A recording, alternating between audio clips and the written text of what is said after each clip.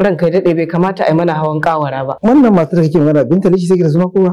Ai ban taba kallanta a matsayin wata wadda ta barazana a gare ni ba. Ni a takeice ma kallanta nake kamar wata yar tsakuwa ce wadda zan iya take ta lokaci guda. Ni kake ga wannan wallahi na ga mu. Kai ne haka honorable ya haka haba excellency haba da Allah ka sake shi illa rashin jituwa aka samu kuma mun zanna da mambobin mu mun tattauna kuma mun dinke kanmu.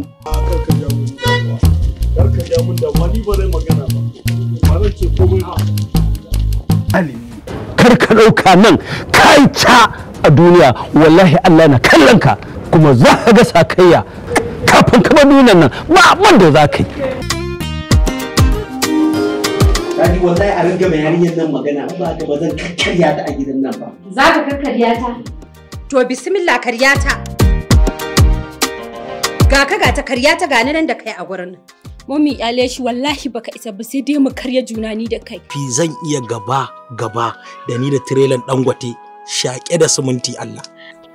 Ka gani kuwa duk sanyin ice cream akan ka zan iya sha. Wow. Kowa ya cito da ni ya sha. Duk mutumin da ya sake ya shiga gona ta wallahi ba zan kyale shi ba. Ka sake kar ka sake ni ba irin wa'innan matan bane wanda suke neman duniya sama da lahirar su. Ya kamata ka dinga tantance irin matan da zaka dinga mu'amala da su kuma Allah ya tona maka asiri. Duk inda yake ku je ku nemo mishi ku yanko min dan yatsan nashi ku kawo min ai mun farfesu in cinye. An gama ranka